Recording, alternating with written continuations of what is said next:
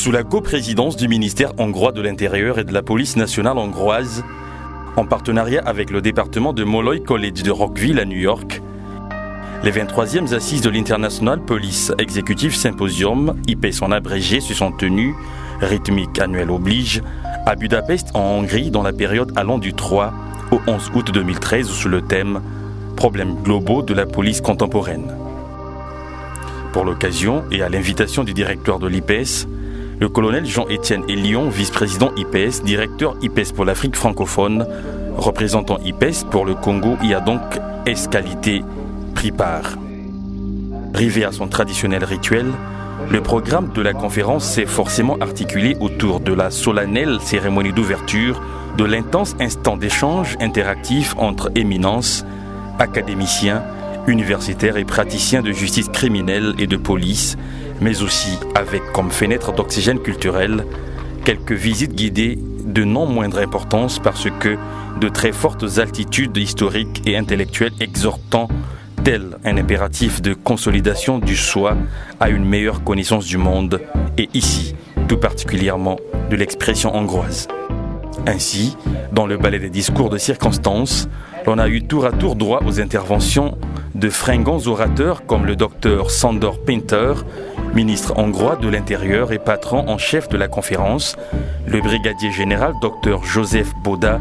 directeur général du service spécial pour la sécurité nationale, SSNS, le major général Dr Zoltán Bolcsik, directeur général du service national de protection, NPS, M. John Terpinas, directeur de l'ILEA, le colonel de police Dr István Farkas, directeur général du Centre international de formation ITC, et enfin celle du professeur émérite Dilip Kadas, président fondateur de l'IPS. Au titre des thématiques épluchées, force est de concéder à ce 23e rendez-vous de l'IPS l'actualité, la hauteur, la complexité, bref, toute l'épaisseur des faits de société ainsi auscultés. Globalement, soit dit en effet, cette rencontre des érudits de droit et de justice criminelle aura eu comme dominante un triptyque porté sur les patents fléaux sociaux de nos jours, à savoir la grande criminalité, la corruption, le blanchiment d'argent, avec en prime l'exil fiscal. En utile rapport avec le combat contre ces nouveaux poisons sociaux, le calibrage des panels et sessions a été structuré ainsi qu'il suit.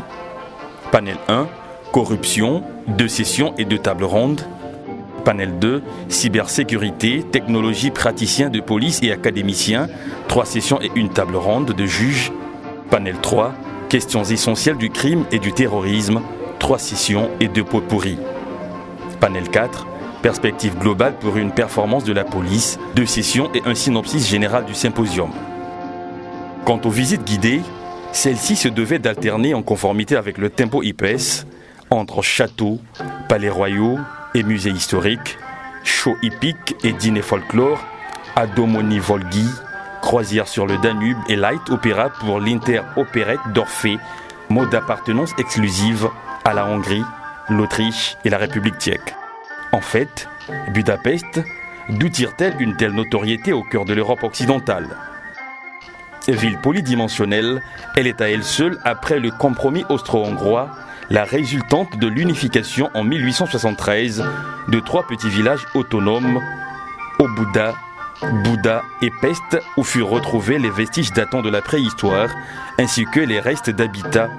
un castrum militaire que les Romains fondèrent sur place au début de l'ère chrétienne. Pourtant, Budapest n'est pas le bastion de la chrétienté, comme on l'avait appelé autrefois. Il est plutôt un pont entre l'Est et l'Ouest, entre monde des Scythes et monde des Celtes, Unie et Pannonie, Byzance et Germanie, centre de périphérie d'Europe, la ville la plus occidentale de l'Orient et la plus orientale de l'Occident. Aujourd'hui, capitale de la République hongroise, Hongrie pour les Occidentaux, Magyarország, pays des Magyars pour les Hongrois, Budapest est une des villes les plus fascinantes de l'Europe de l'Est. Elle est de surpropos le creuset de plusieurs civilisations et de plusieurs époques merveilleusement amalgamées au point qu'il est impossible, dans certains cas, de les distinguer, mais aussi quelquefois étonnamment en évidence et toujours en harmonie au sein d'un même quartier, d'un même immeuble, d'un même monument. Budapest est comparable à une pièce de théâtre, fruit de plusieurs éléments qui, ensemble, ont concouru à faire ce qu'elle est de nos jours. Elle est en réalité diversité, diversité argumentée par un terroir fait de montagnes et de collines Bouddha d'un côté, pittoresque et chatoyant à la fois, et la magnifique plaine de Pest de l'autre, tous deux séparés ou unis en fonction des points de vue de chacun par les eaux du Grand Danube. Budapest, enfin, n'est pas seulement une ville d'antan ni une ville moderne, ce n'est pas une ville historique comme peut l'être Rome, ni une ville nouvelle issue du néant, comme peut être considérée sous certains aspects Saint-Pétersbourg. C'est bien au contraire une ville à laquelle le destin semble avoir essayé de nier à plusieurs reprises son passé. Un passé que les habitants de la capitale ont toujours su redécouvrir, envers et malgré tout, récupérer et revivre avec force et originalité. Invasions, occupations étrangères, dévastations et bombardements, rien n'a jamais réussi à effacer complètement le passé de Budapest qui, chaque fois, a eu la volonté et la force de se retrouver, de ne pas oublier, de reconstruire sans céder à la nostalgie passive de l'ancien, en fédérant les choses d'hier et celles d'aujourd'hui, en laissant le passé se fondre avec le moderne, en respectant la tradition tout en lui conférant une nouvelle vitalité. Toute visite de Budapest enjoindrait dans une virtuelle plénitude de se focaliser sur les essentiels que sont le château de Bouddha, le palais royal de Godolo, le bastion des pêcheurs, le monument à la Libération, la basilique Saint-Étienne, l'église Mathias, le théâtre de l'Opéra, le musée national, le musée des arts décoratifs, le musée des beaux-arts, le pont des Chênes, de la Liberté, Marguerite et Elisabeth, le Parlement, les places Zanta-Romsag et Voros-Marty, la place des héros, la statue de la Liberté, la statue Saint-Gélaire, le Vigado, l'Académie hongroise des sciences, le grand marché central Nagy Sarnok, le zoo municipal, l'île Marguerite, les bains échéniques, le parc équestre de Domoni-Volgi et la fabrique de porcelaine de Erendi. Question de ne jamais omettre in fine que c'est bien l'aristocratie, la noblesse et la bourgeoisie, l'histoire des Habsbourg et la couronne autrichienne, souvenons-en-nous, enflammés d'émotions et d'amour pour la patrie qui réussirent à transformer la ville de Budapest et en font le centre culturel et économique le plus important de la Hongrie. Somme toute et de façon éclatée, mais en intime cohérence avec son agenda de travail, l'IPES a fait abriter ses travaux dans des somptueux cadres modulables de l'International Training Center, du Counter-Terrorism Center et à l'Headquarter de la police hongroise. Comme à l'ouverture, la cérémonie de clôture a été agrémentée par l'orchestre de la police nationale hongroise et par les bons soins de la maîtresse de cérémonie, mademoiselle Mintidas, la chargée des relations publiques. Le résumé de la conférence a été dressé par le professeur Peter Kratkowski, la présentation du rapport sur le meilleur papier par le docteur John Eterno et le diplôme du meilleur papier décerné au professeur agrégé Juan Salgado de l'Université de Mexico par le général docteur Joseph Boda, patron du service spécial pour la sécurité nationale SSNS. Ainsi, après la remise des diplômes de participation par le professeur Dilip Kadas, président de l'IPES, l'annonce a été faite sur la prochaine destination, la ville de Kerala en Inde. Reportages et commentaires sur cette coquette cité ont été faits par M. Vincent Paul et Manoj Abraham, respectivement directeur général adjoint et inspecteur général de la police indienne de l'État de Kerala. Le dernier participant à cette 23e édition a quitté Budapest le 12 août 2013. Que dit le vice-président de cette institution, le colonel de police Jean-Étienne Hélion, sur le corpus de cette 23e rencontre de l'IPS? In conclusion, 3 panels for this 23rd annual meeting of IPS.